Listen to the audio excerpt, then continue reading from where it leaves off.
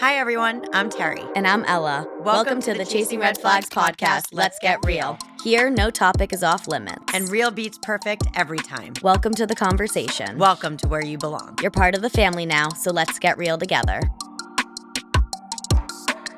Welcome back to the Chasing Red Flags podcast. And if you're new here, you picked the perfect day to tune in. I've got my Dunkin, and we have an amazing guest. Today, I'm flying solo for the first time while Ella's in class. So we'll miss her, but it's time for a mom-to-mom chat with one of the most hilarious moms. I'm so excited to welcome today's guest, Nicki Marie. She's a powerhouse mom voice on social media with billions of views across Instagram, TikTok, and YouTube. She's a former D1 athlete, college interim professor, corporate strategist, and now a dedicated mom, advocate, and full-time content creator with major brands such as Dunkin, Dove, Target, Neutrogena, and so many more.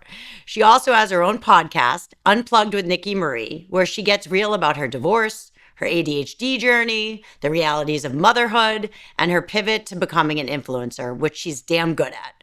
I'm so grateful to have her here today. Nicki, welcome to the Chasing Red Flags podcast. Thank you. I'm gonna ask to use that bio for my media kit. That was amazing. You can have I appreciate that. So I've been following your content for a while, but what really drew me in was your honesty about the messy, imperfect side of parenting and life, to be honest. Sometimes we all just need a good laugh and with someone who keeps it real, and that's what you do for all of us. Thank you. Yeah, it's not a one size fits all thing. No. And I think the internet, we look at things and it makes us feel, like the comparison stuff is the thief of joy. It is. I hear it over and over. I love social media, but it's really hard when you're looking at something going, wait, I do too much for my kids. I'm not going to give them autonomy. And you start circling down the hamster wheel of all the what should I be doing versus just living in the moment. So absolutely. Well, before we even get into all of that, which that is like on my questions list for you, we need to talk about your new baby. Don't freak out, everyone. I just realized I said baby. I mean Lily, your new rescue dog. I'm very, very invested. So let's talk about it. Give us the scoop. What did we say before we came online? I said, look she was laying right here. This is like her spot. Oh. I said I was not a dog person. I don't know if that makes me a red flag prior to, having a dog. I made fun of like dog people. Oh, so did I. And here I am. Hello. You know what? My beige flag is I rescued a dog because, I think it's just the world told me to. That's the best way I could describe it. Absolutely. Is the universe told me to rescue a darn dog and I did it. And it's already changed your life, right?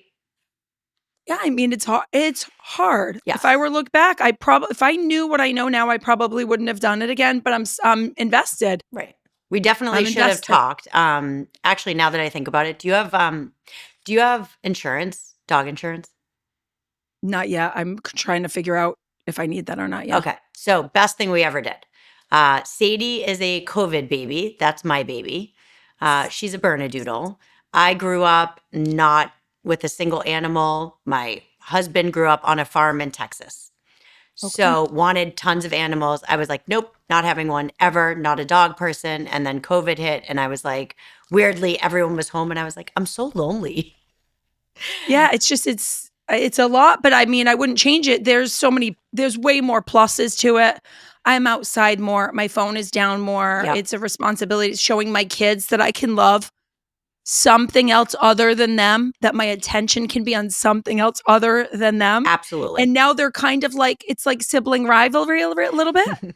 Like if it's me and the dog, they're like mad. How are they doing with their list? They're not doing the list yet though. So I said, today's a new start. It was a long weekend. I said, when you guys get home, there's no devices out till we figure out the list. We're going to print out a thing on I got it every start of the week. I've got it figured out. Yeah. And then check in with me by like Wednesday, Thursday. I'll be like, I forgot I said that. Good luck with that. My kids were like, we're going to walk her. We're going to pick up her poop. We're going to do everything. You're going to have to do nothing. And it lasted 3 days. My daughter is smart. She's a little better at it. Like she knows that if she's taking her for a walk and it really is the cutest thing to do is to watch her outside where I'm like in here.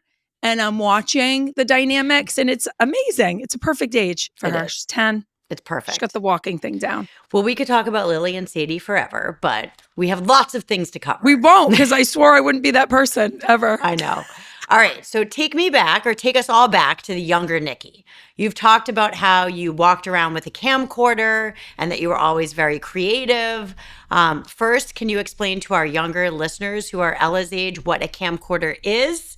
And then second, can you just talk about how it's been to reconnect with that creative side of you?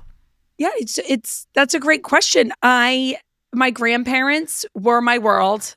I mean, my parents, obviously, but I was a grandparents' kid. Okay. So the 80s, I was always at one of my two grandparents' houses. I love that. My parents divorced, but my grandmothers, both sides, they still went to bingo together every Wednesday night. Oh my God. And my grandpa would pick up my other grandma and bring them to. So I just grew up with that. Like, you're a town away. You're always with your family. And if you're not with your family, I was the one divorced kid. Yep. So I got scooped up by my friends' parents to go on like ski trips and Weekends hey, who do you want to take to away. Florida? Let's take it. I was the easy kid. So I got invited to everything.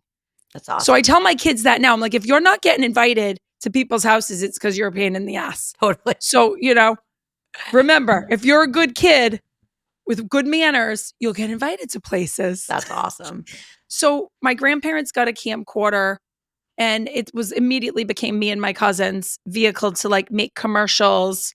And I had him, he was my younger cousin. I didn't have any siblings when I was little. So my younger cousin, Bill, and then his brother, Brent, were like, I was like the Howard Stern, and I was like, you go do this and you're going to be the weatherman. And I tell them now, I'm like, I prep them for marriage. Were you always the funny one? I was always determined. I was always inclusive, like wanted everybody to be part of something. Right. I just liked laughing, having fun. And my imagination is so crazy wild. It's awesome. That I don't know where the stuff comes from. Right. But before the camcorder, I'll go back even further. I had a cassette recorder. Oh, and can you explain to some of our listeners what a cassette recorder is? So it's just where you record either the radio. Yep. Right? Like you record the song that's on the radio on a little cassette tape. Yep. And that way you could play the song back when you wanted to. But I used to record myself as an only child. I would play every family member part. I would change my voice to be all the family members, and I would have a whole storyline. It's like playing Barbies, but I did it to the cassette with tape. Technology. I love that. With technology. Yep. That's incredible. So at an early age. I hope I have those tapes somewhere buried. I was just about to say, you go find those because that would be incredible to hear. Yeah. And then it was all the way through college where I had the camcorder out in the high school hallways. Like, I didn't care if a guy was like, oh, that's annoying. I was like, we're recording this. We are getting this moment on film. And that's what you ended up doing. Yep. So and then on spring break, circle. I brought the camcorder to spring break. That is a liability. I was just about to say, bad. Yeah. So I've got spring break. Dying to see that footage. Somewhere. Yeah. I've got it all. They can make that into a different film now and get that out there. Totally. But my college boyfriend and I, we drove cross country after graduation, and I documented that whole thing. Ooh. It's like, can you imagine? So it was the vlog life before it existed. Vlog life. Yes. Well, I cried. I have to tell you, I actually had tears and cried when I saw your old babysitter Delaney singing in your house. And I just, for everyone listening that doesn't know that story, that's the positive power of social media. Can you explain what happened with her? So Delaney, and I feel like this has just kind of been my nature. It's why I was a professor. It's why I was a field hockey college coach. There's something about getting other people to see like the power in themselves. Yeah. I know that sounds like cheesy, but I see people so clearly. Yep. And when they don't see what I see, I'm like, hello. And that was the story of Delaney. She knew that I had social media. She applied to the job to help me that summer with my kids. Yeah. And I knew that she could sing because it's a small town. Once people knew who I hired, they're like, oh, have you ever heard her sing? So one day, very early on, one of the first times she was here, she sang something for me. And I was like, you've got to be kidding me. And it was What About Us by Pink. What it about was us? Incredible. So she sang that one day, and I was like, I want to film her, but she didn't want me to film her. I was like, Delaney, I have social media. Like, I will put this up. And then the day that she was singing to my daughter when they were playing Barbies in the basement, I secretly recorded it. I did not intend on posting it. I knew what I was doing. I mean, it was like TikTok worthy, right? With the clip was on me. I went down the stairs. Oh. I filmed it on her. When I showed it to her, she was like, "Oh my gosh. Yes, She you can heard post herself. that." She heard herself. Yep. And sometimes that's all and it it wasn't takes. because I feel like when she knew that the camera was rolling, there was this extra dramatic to it. It Of was this course. extra oomph. But when she just did that, it was so much more natural and beautiful. That And was then it literally went viral and she ended up on American Idol. Crazy viral. And I ended up standing in front of Ryan Seacrest, Luke Insane. Bryan, Katy Perry, Lionel Richie to be like, "Hey, this is my babysitter. You should check her out." And and now she moved to LA and her life. It's like, I believe that's the power. That's the yeah, power. but there's something more than me. There's something that guided her to me. I believe in all this stuff, right? Something guided her to me. I needed her. She needed me. Yep. And it was just this like beautiful thing that came out of it. Well, and it's like, I think it's right, incredible. when there's a fork in the road, it's not forever. We don't have to be soulmates or stay together forever. Yep. She doesn't have to be my babysitter forever. But there was a moment that she was the stars brought into aligned. your life. Yeah. As I'm sipping my Dunkin', we need to talk about it. Okay. You've established you got your Dunkin'. I'm gonna get my merch on. Your beanie. My merch. I love my dog walking beanie, girlfriend. It's a good dog walking beanie. I'm not gonna lie. Yes. Super comfortable. Yes. So I have my Dunkin'. I actually have 2 cups of coffee because I have my hot coffee still from this morning and my iced coffee now. But we need to talk about this incredible, you have so many incredible collaborations and partnerships. I'm a massive Dunkin' fan. I've been going to the same Dunkins in my town for 21 years every single day. So I need to know how the dream partnership came about. I need to know if there's any highlights or sneak peeks you can give me. Let's talk about it. Yeah, so it's how did it come about? I think it's what we just said. The stars were aligned. It was like right place, right time. But also right thought process. I was not yet on the map for social media. I was kind of like popping off on TikTok, started to get more comfortable with Instagram. And I would just tag Dunkin' when I was like it was literally this. COVID happened. I was a Starbucks girly. Yep. I would go get the Starbucks in my Target. COVID happened. I no longer was going into my Starbucks with a 3 and 5-year-old in a Target. Yep. So I was like, all right, it's winter. I like hot drinks, and it's summer, and I like iced coffee, right? So I found out that Dunkin' had new espresso machines. Got it. And simple I was like, as that. and oat milk. So it was as simple as, let me give this a try. I ordered a latte. I was like, okay, oat milk latte. I could do this. And then it just started. I got more and more creative. And then my kids fell in love with, their hash browns and their wake up wraps. And it just became reliable, easy during a time that was not. Right. And I tagged them once in a while. And they were like, wait, we're looking for the conversion now. I love how that came about so organically and naturally, Yeah. And now we're both, I've always been obsessed, but yes. So since you have pull, I would like the white chocolate syrup year round. I'm just throwing it out there. Love the white chocolate, especially in the latte. Love the white chocolate in the latte. And I'm a stand. Do you have a drink that like one that you do every day, or do you switch it up?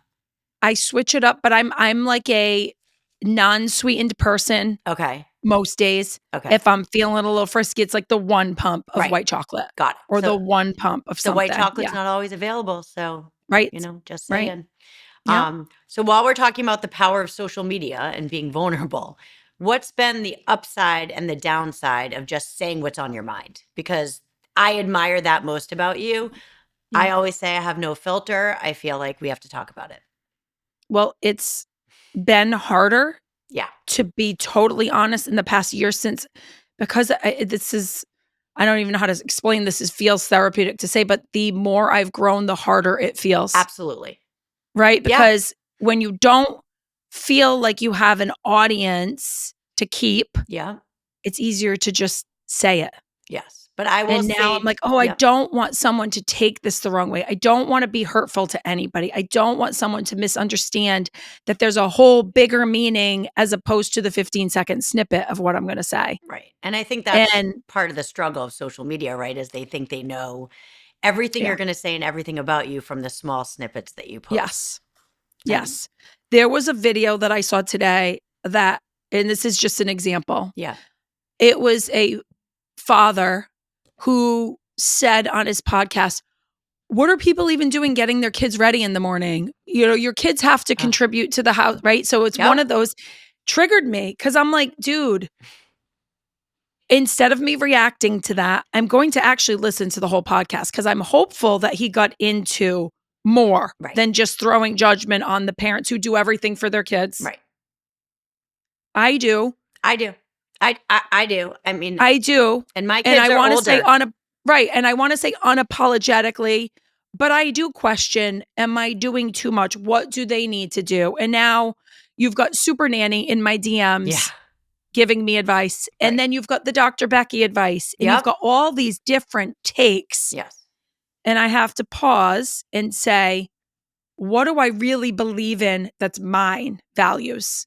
What do I believe to be true? That is the most important thing that you totally are saying. The most important thing. And This is know not your kids better than anyone else does. So I'm a big believer. I listen to all the same podcasts you do. I listen to all the people you've just mentioned. I listen to Mel Robbins. I'm coming from obviously ahead of you. I have a 21-year-old and an almost 19-year-old, which just is insane. And I would say that I did a lot more for my children. I look back and there are things I wouldn't have done. I've learned some lessons. You only know, I'm a first-time parent, right? When you have a kid, it's the first time you're doing it. So you only know what you know in the moment. And you can listen to other people, but you also have your own judgments and what works for you and your own household. And we have to give ourselves a little grace and a little time to realize that we're not going to do it all right and that we fuck up all the time. Yes. Yes. Everybody's watching social media trying to make themselves feel better.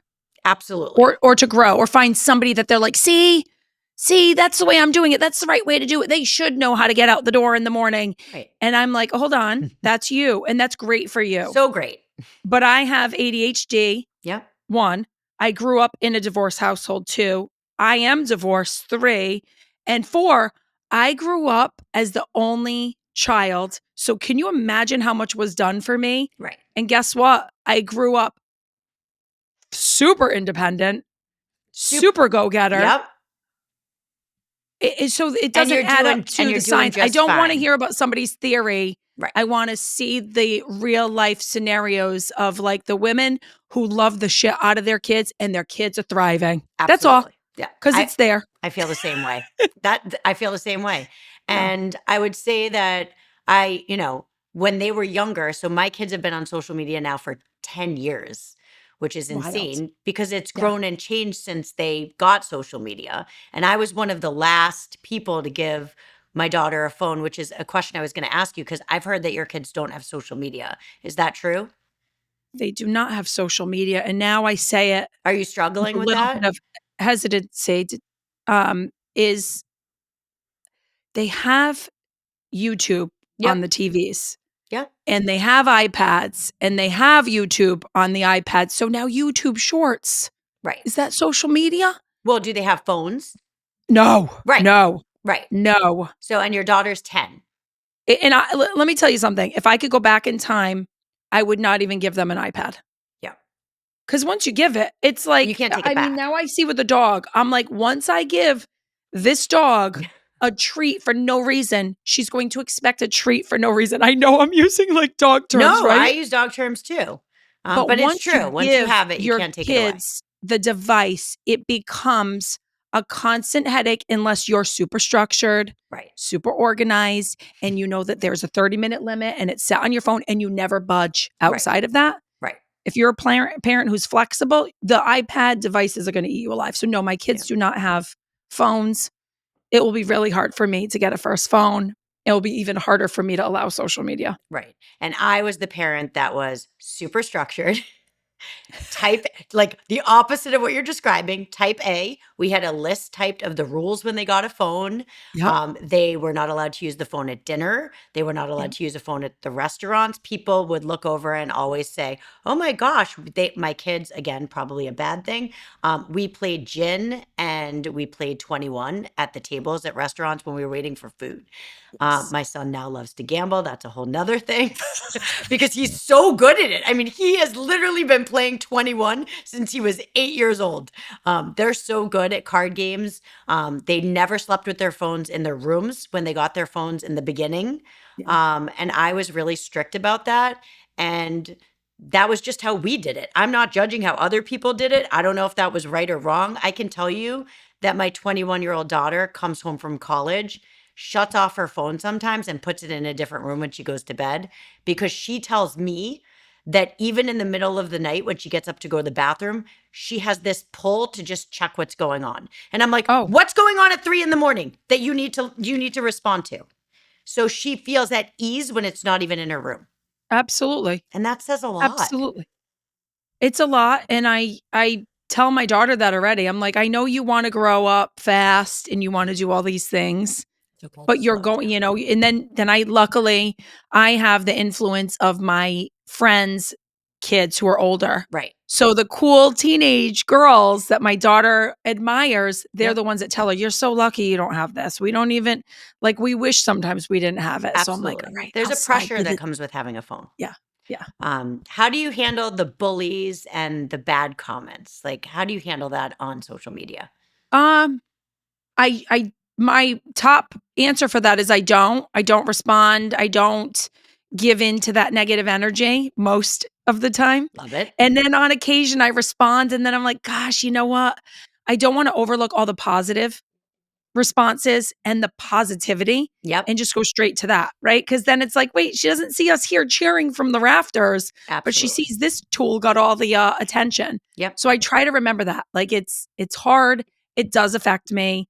I don't like feeling misunderstood. I'm definitely a sensitive person. So when I see it, it's like my initial reaction is to explain myself. Yes. Yep. But then it's like, wait, this was their trigger. This was their issue, not mine. It's hard. It's an ongoing thing. I want to discuss your real Stanley video for like a hot second. And I just want to say, mom to mom, that it was incredibly impactful. For those of you who haven't seen it, you need to, no matter what age you are. I felt like it was impactful for me. You taught your daughter in that video to respond to a bully by saying, what's your point? And I wish that I had seen that video when my daughter was your daughter's age. Yeah. Because can you just talk about that? I think it's awesome. I think the way you described it was awesome. Yeah. And I think it should be shown in schools. I got so much feedback on that video, and I still do, where moms were showing their daughters. I didn't expect that when I made the video. Oh, so powerful. I was more just like, what the heck? I get more mad at parents for not being in the know of what their kids are doing or how they're acting. A lot of parents aren't in the know. It's, I know, and I get mad. So instead of me calling out the way I feel about parents, I was like, I'm going to do it with 2 dolls and make it like the way my inner child is feeling. Yeah. And my mom was a badass. Your mom is a badass. I'm obsessed with your mom. My mom would not let a single soul bother her. Right. So I grew up as such a sensitive kid with a mom who was like that. And I did not understand her at all. I was like, I would say Ella probably feels the same way about me. Whoa. Right. Yeah, and I'm a mush. I'm a big mush. Yep. But what I realized is going through a divorce that I went through has shaped me into more of my badass side. Yeah. And I'm remembering, like, my daughter has gotten to see me in the past 5, 6, 7 years create boundaries, stand up for myself, put myself in a position to have to regrow, to speak up if my daughter gives me, say it's an attitude about something with social media. Right. I get to tell her, hey, here's what is built. Here's what did not exist before. And here is all the years of experience that I had before this moment. So it's like I get to communicate that you don't just go viral and have this moment and make money and go to Disney and you're and do teaching her all concierge this. level Disney, right? It's like perspective, but also for me to have a voice that feels so confident in like, you can do whatever you choose to do in life. Yep. She asked me yesterday, she goes, Mom, do you think I'm going to be as good as you were in field hockey? Interesting. Because she recently got into field hockey. And I'm going to tell sports parents, I did not push that on her. I did not give her a stick and say, you're going to play this. You're going to sign up for this. I just let it unfold. I let her know, see the amazing friendships I've gotten from it. Right. See my friends' daughters who are playing. Like I brought her around the game for her to see it for herself. And now she loves it. She wants to know if she's going to be as good as Mom. I love that. So, and I know I'm going in circles on this like answer, but I told her, I said, you can be as good as you want to be. Yep. It's part skill, which you've definitely got. And then it's the 80%, like the mental, also with your strength, your body type, your health, your nutrition, like all of it. So that's up to you, and I think when you said, what was the original question where I went back to my mom being a badass? I just was talking about handling the bullies and the bad vibes and then the real Stanley video, honestly. The only way to handle bad vibes and bullies is to know exactly who you are, what you stand for, be proud of yourself. Because if you really self-love and feel value in yourself, I don't think that other stuff can break you down. Right. It can make you upset, but it will not break you down. And I feel with everything in me, that's my job as a mother, to give that toolkit to my kids. Nothing else matters really, except for building them up to know who they are and what they're capable of. Do you remember Guess jeans? Oh, yeah. Okay. Most people, when they were the trend, right? Yes. I remember what your real Stanley video, this is what it brought out in me, right? As a mom, I'm 50, so we're, a couple years apart. But I remember everyone getting Guess jeans, and Guess jeans had the triangle on the butt, right? It was a big deal to get those. And I remember wearing my fake Guess jeans that had the triangle, but it said something else in them. And I remember wearing that to school and having someone say to me, those aren't real Guess jeans, which felt exactly like the video when you were talking about the real Stanley video. And I'm talking about that at 50. I can tell you who it was, where it was standing, and how devastated I was because I was so embarrassed. And if I had just had that tiny little, what's your point? I would have had this confidence and this strength about me instead of just standing there. So what you're doing by sharing that video and explaining it to people is huge. And I don't think you realize it. I really should. Like, what I admire most about Mel Robbins is she had the let them theory and she went full in. Oh, full with in. It. I really should go further in with the what's your point, because I need the reminder. Yep. We all need the reminder. If my ex-husband pisses me off, I need the reminder. Like, what's your point? What's your point? There's no point. No point. There's no point except to trigger you and piss you off. Well, talking about that, Ella and I talk all the time about if even sharing our stories with one person helps someone, then it's worth it. And you are helping countless people by talking about your divorce. So can you offer a Nicki Marie piece of advice for someone going through a divorce? The Nicki Marie advice that I actually took for myself, and that thank God I did, because everybody else had advice for me. Everybody else had an idea. Everybody else set boundaries. Be that. Don't let him murder. Get a pit bull lawyer. Like all the things I did that other people told me were wrong, and I knew in my gut they were wrong. So I just dipped out. I said, I'm done with all of this. Okay. And I just handled it the way my parents couldn't. My parents didn't. Yeah. And that is not a bash on them. They were doing what they thought was bad, right? Like that's all they knew. What I know as a kid of divorce is all the things that I needed. So I'm just doing those things for my kids. Yep. So what are the things you really believe in? It's back to what we said earlier, the family values. What do you stand for? What do you want? Like if my ex-husband is now coming into my house and hanging out with the kids after what we've been through, not ideal. I don't personally long for that. Right. But if it's good for my kids right now, we're gonna. Then that's how you're adjusting. That's how, and it will come in phases and it will ebb and flow. Right. And you just kind of have to ride the wave. Right. You just have to be who you are, ride the wave, and make sure you have a great lawyer who understands your values and what you want. Absolutely. My best friend went through, let's just say, a very challenging divorce over the years. And she emphasized reassuring her kids that it's not their fault and it had nothing to do with them. Yeah. So what do you think is the most important thing to say to your children during a divorce? It's not what you say, it's what you do. Nothing that you say registers with them. They don't want to hear your words, the way you act, the way you explain. I said something the other day about their dad. It wasn't anything crushing, but I remember stopping and thinking, all right, I need them to know why I said that. So, hey, sorry, that was not about dad. I shouldn't have even said that. This is more about the fact that I'm a little overwhelmed. We got a dog. There's just a lot more on my plate right now. This has nothing to do with you or your dad. So it's what you do and how you show up with your words. Words don't matter unless the actions are with them. And as us knowing as parents that we say the wrong thing, I fuck up every day, I make mistakes, and that we say the wrong thing, and it's acknowledging to our children, I wish I didn't say that, or I said that, but I really meant this. I hope you didn't interpret it a different way.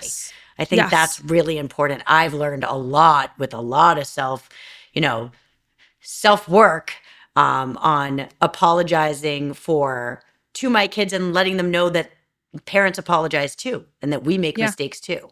And I think it's important they hear that. It's if your kids trust you, that's everything.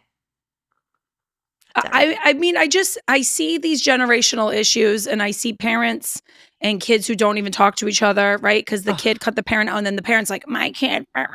It's like, how flexible are you with who another person is?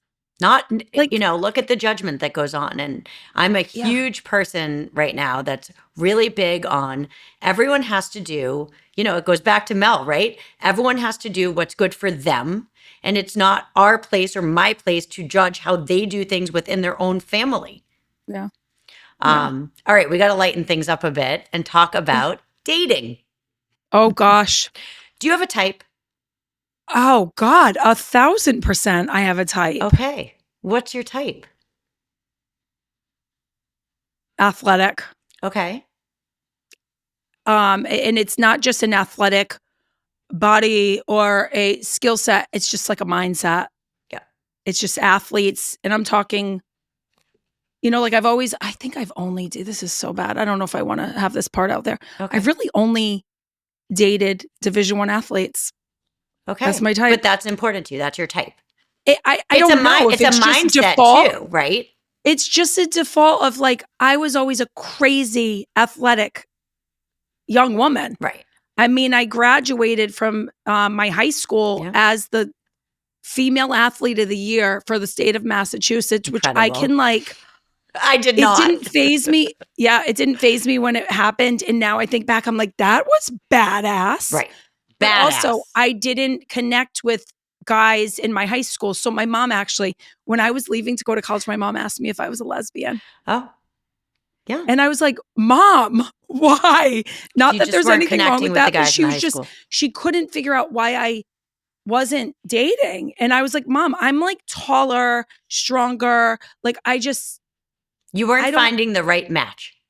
No. Right. But I had a mad crush on a guy from one of our rival high schools who went on to play Division I football. Well, I don't know what to tell you. What's he doing now? It's like an alpha male, but athletic. I just need somebody to throw harder than me, I guess. Let me throw in kind.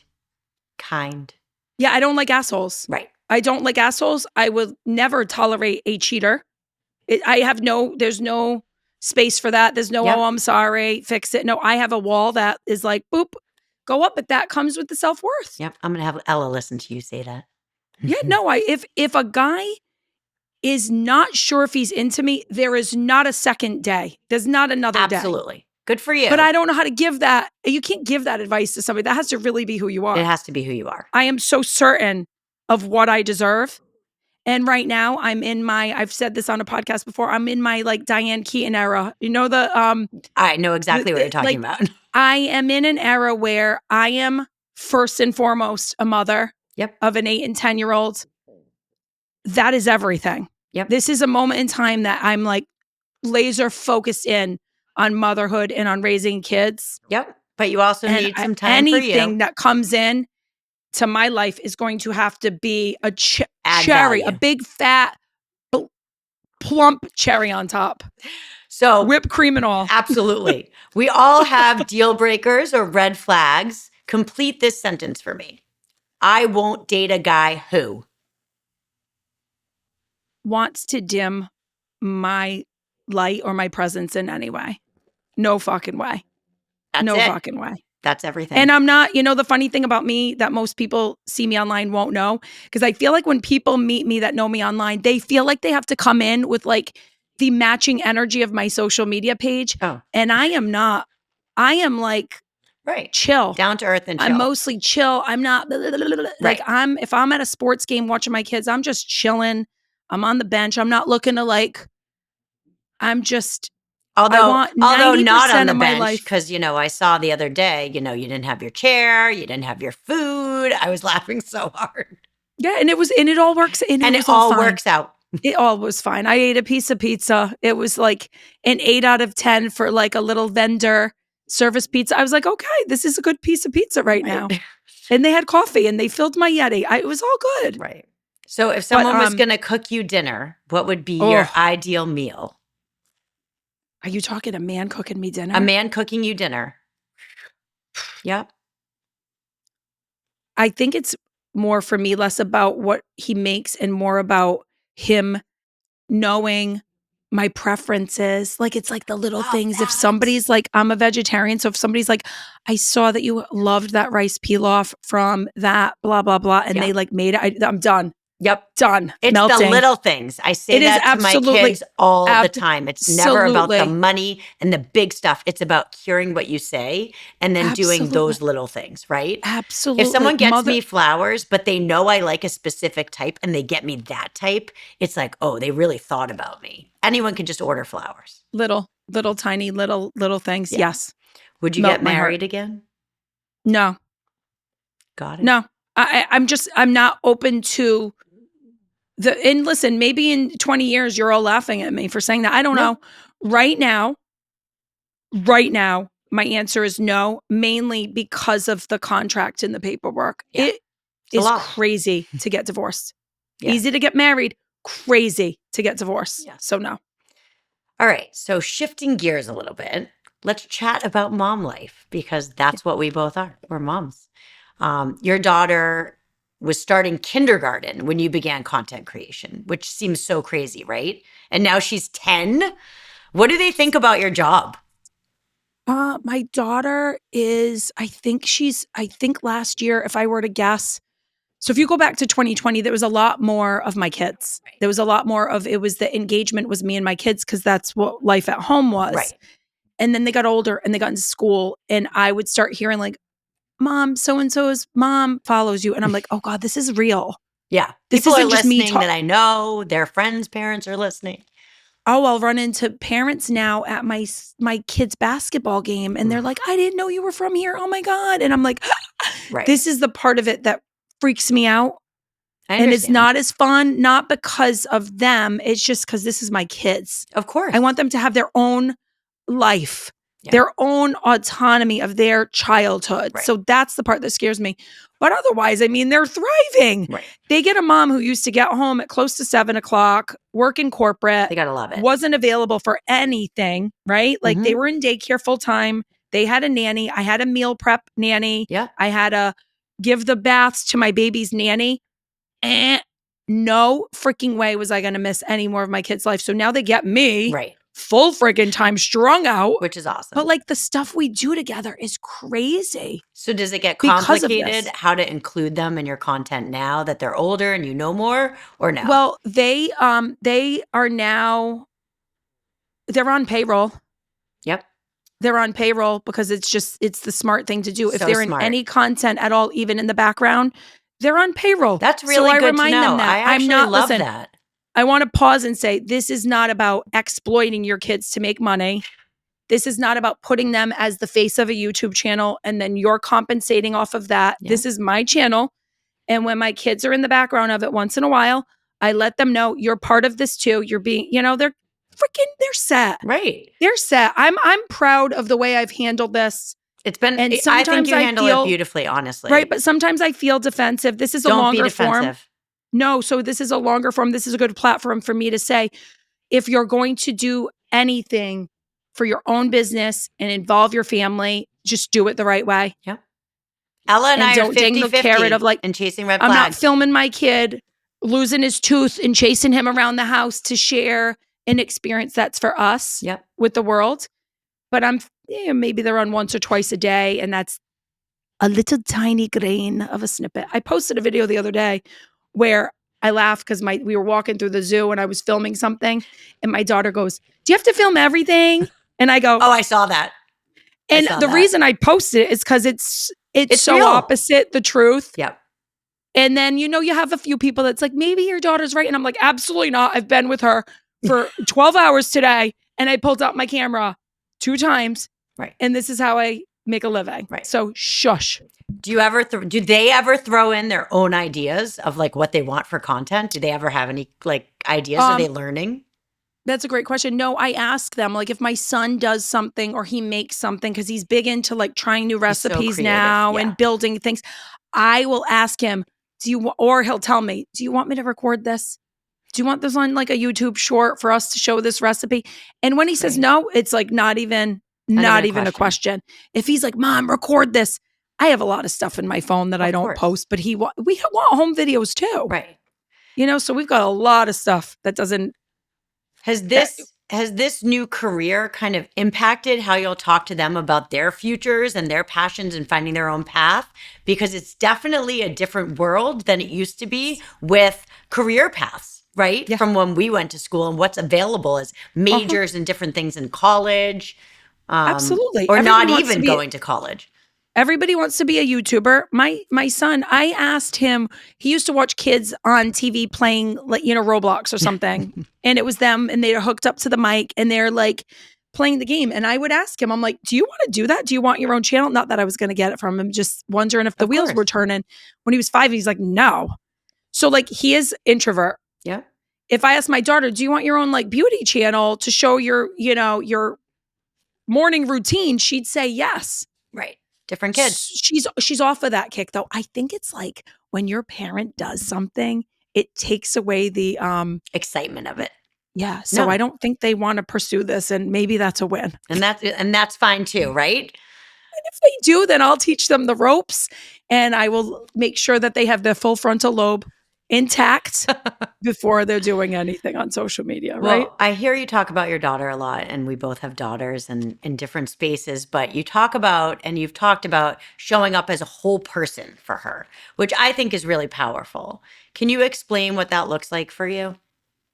As a whole person, I'm tough on her. And I have to sometimes remember to point out those little tiny positive moments of little things that she does. So I made a really big deal about her walking the dog the other day. It's a responsibility, but the fact that she took the initiative, she walked him, she took it seriously. She was like, handled the treat when she got inside. I was like, Layla, you are so good with this dog. You are so, and I make sure she sees me and I lean down, and it's not anything I've ever learned. It's just my intuition. Right. So I get on the level of like, you need to really hear me right now, that I'm like so proud of who you are in this moment. Right. Because then it'll like, I'm correcting stuff all the time. So for her to see me and for me to say, hey, I know I'm hard on you. That's just my drive to give you the best life possible. So I'm going to tone it down because you are already amazing. Like it's just, so whole person is like, she sees me self-care. She knows I will sit down and be present. She knows that I'm trying to create the next best vacation or mini road trip for us. It's just, it's fun. It's fun to grow together. It is fun to grow together. And it's hard. Being a parent, I think is the hardest job in the world, right? Yeah. We're raising actual humans. And at the end, we just want to make sure our kids are kind and empathetic and respect themselves and respect other people. Yeah, and everybody does that differently. Absolutely. I care more about my kids being the kids who would never bully. Yeah. I worry about that more than them being bullied. It's like so I preach that as much like if you, because my kids will have, my daughter's got Stanleys. Right. My daughter has Of Lululemon course. stuff. Right. If you can do it as a parent, do it. But also teach your kids that if somebody doesn't have that, it's just a thing. Just stuff. It's just shut your mouth or you will have none of it. None of it. I'm with you on that one. Yeah.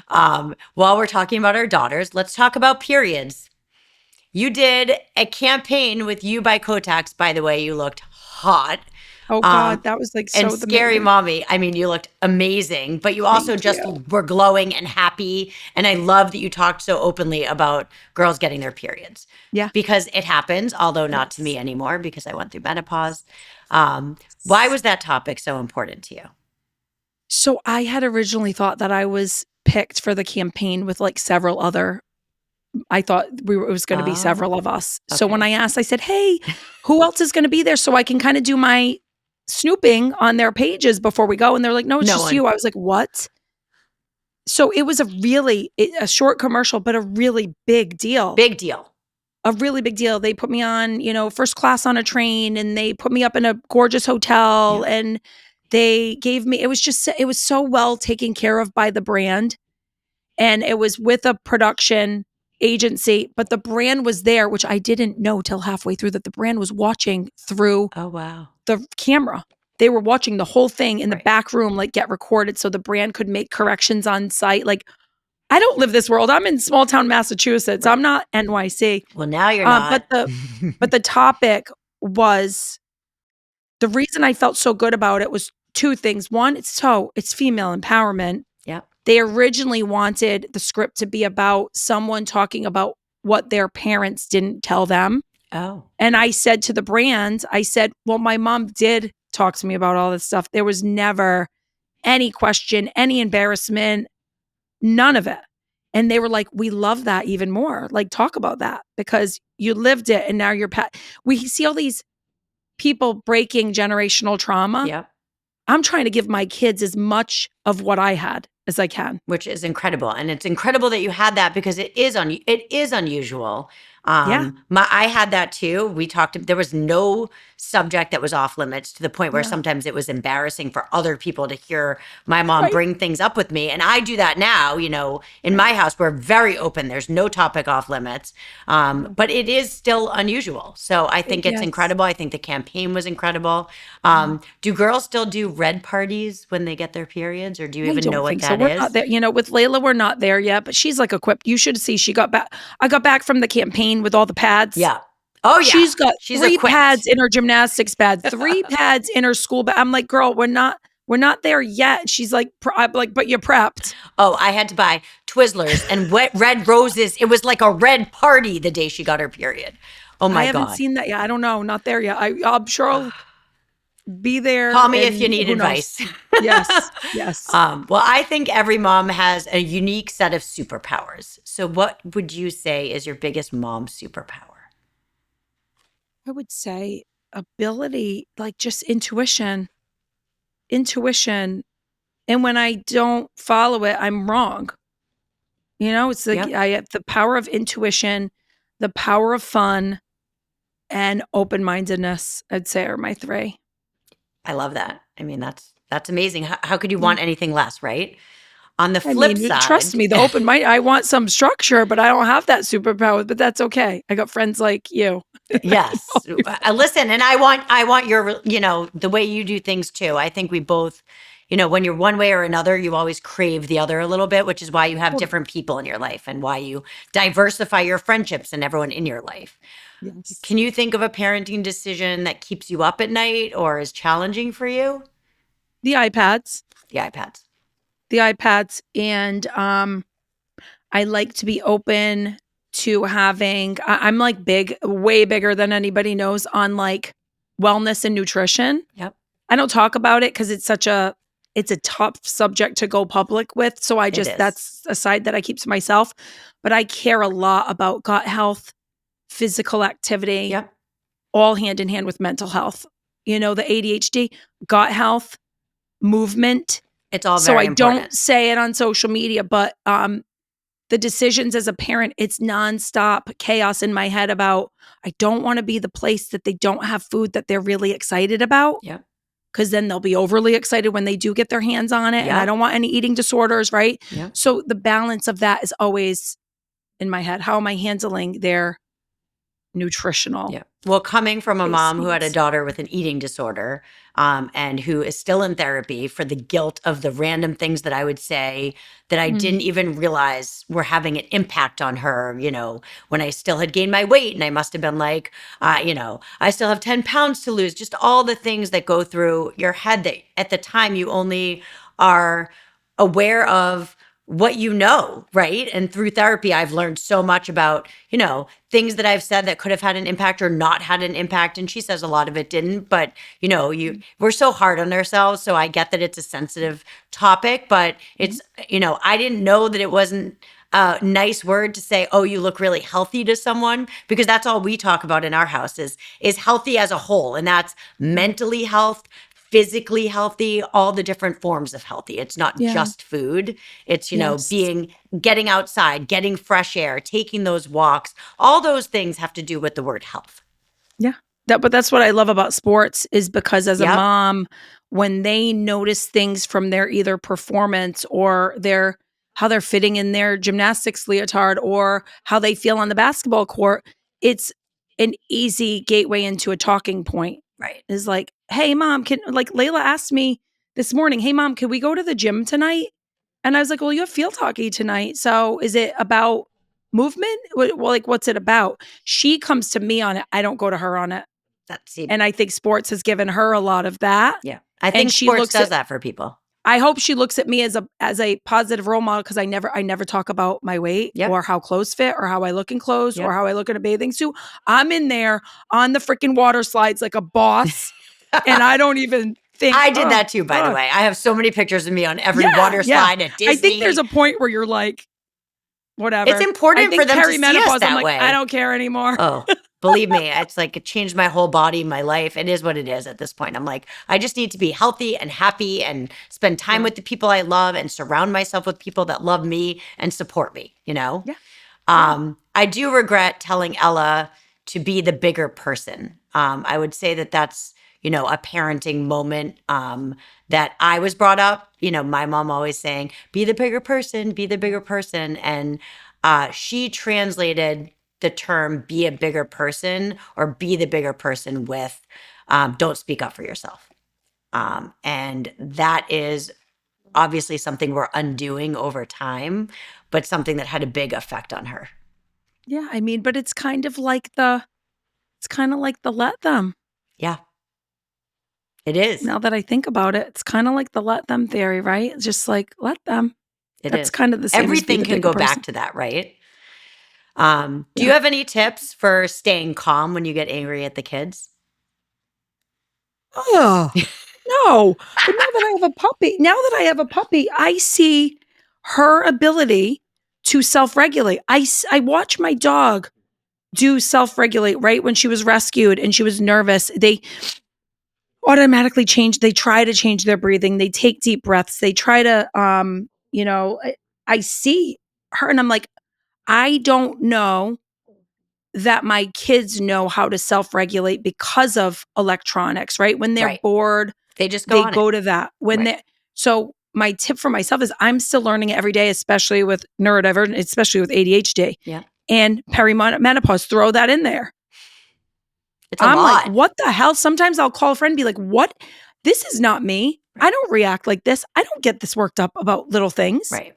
That is all part of it, Yeah. So I think the tip is just educate yourself on what's going on. Right. With yourself, with your body, with your hormones, or just in general, are you doing too much? Yep. Because you can't self-regulate if you're overwhelmed. You can self-regulate when everything's happy in your life. If I go to the gym and I come back and the kids are off the bus and they're like a little bit off, I'm way more self-regulated than if I'm like, I've been in the house all freaking week. The me time is very important. I always used to say I'm a better mom when I get my stuff done. I used to wake up at 5 a.m. before my kids started their day, because if one of them ended up being sick or I had to go to the doctor and I didn't get my run in or I didn't get my walk in, I would feel like, there was a sense of something that was off because I didn't get that in. Yes. And I'm a better mom when I get my me time in. Absolutely. You are really open about ADHD, which I love and I think is so important for people to hear. And you're a self-proclaimed type B. I have to admit, as a type A person, I watched your posts about your crooked TV, and I was a bit envious about how you don't let the small stuff get to you because, as you know, I was a professional organizer for 20 years. So the crooked TV would have driven me insane. So what's your secret for those of us who work so hard at not sweating the small stuff? I think we all have our type A and type B things. I am crazy type A about a lot of things. So much so that I think it allows me to be like, I don't even notice it half the time. Right. Don't even notice it. There's stuff in my videos that other people notice that I'm like, I didn't notice that. Why they point it out is beyond me. So I don't have a good out. answer for it, except that like I'm constantly hard on myself. Yeah. About other things. And they're mostly like self-performance or self-growth. They're not about objects. Right. Or things. Yeah. So, I mean, it took me 5 years to pick out sectional couch. I'm obsessed with this one, by the way. You love the couch, right? I'm obsessed with it to the point where I got mad the other day. I was like, I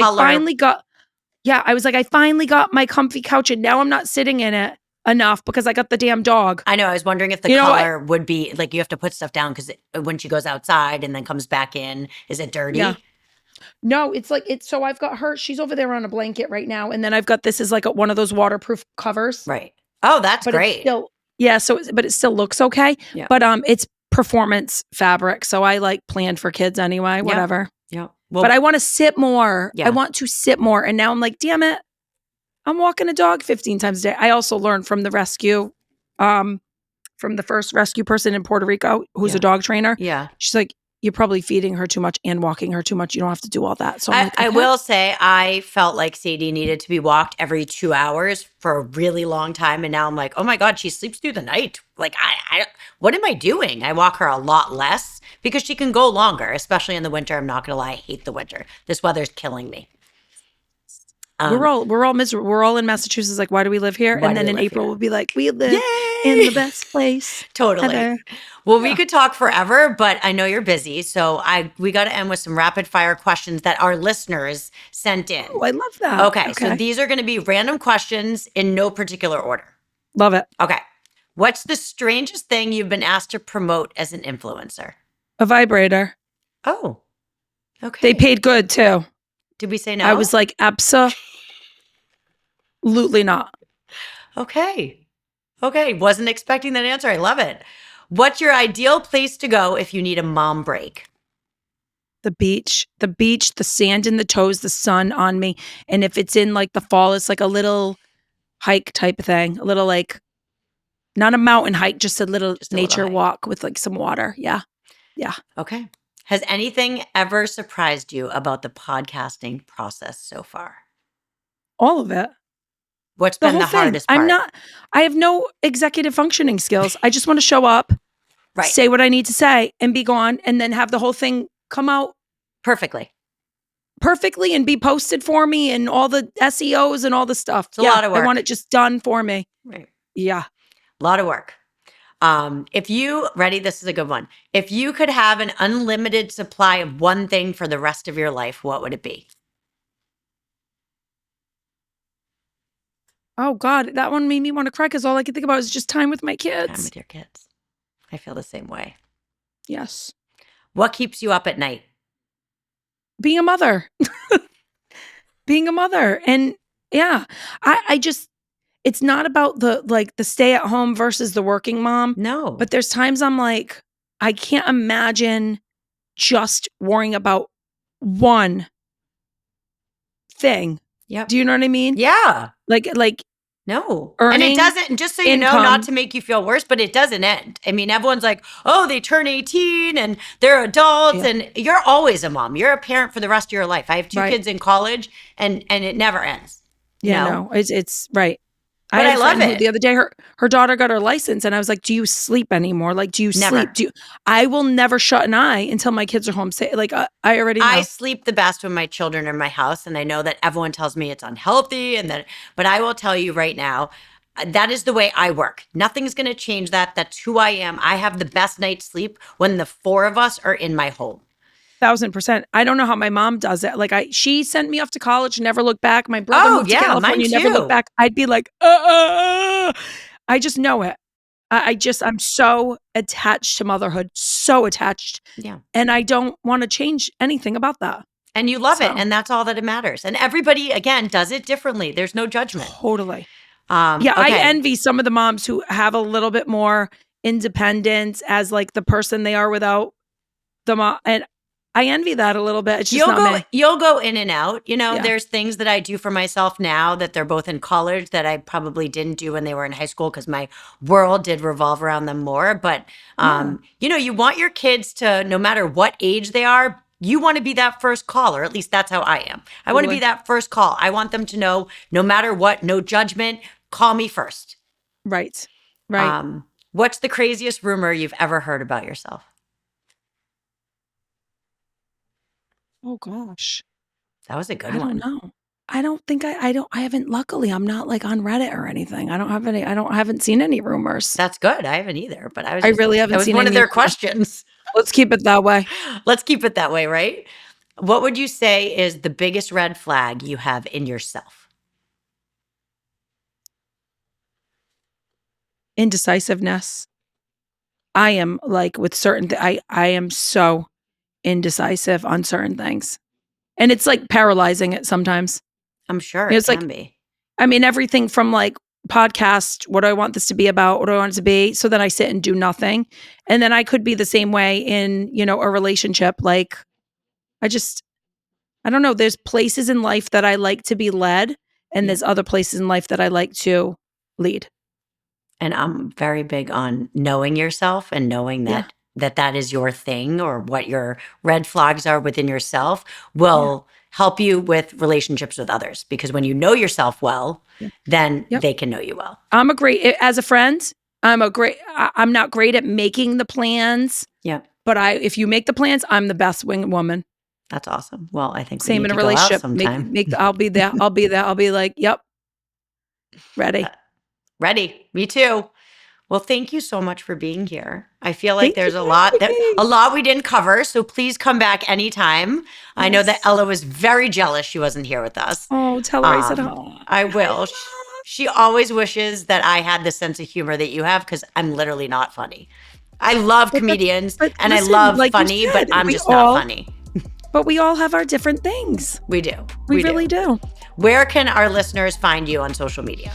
Oh gosh, now with the whole TikTok thing that just happened, that was crazy. So Nicki on TikTok, Nicki Unplugged. Everywhere else, including Spotify, Apple for the podcast, is Nicki Marie Inc. So NICKIMARIEINC. Just look up that. You will find me everywhere.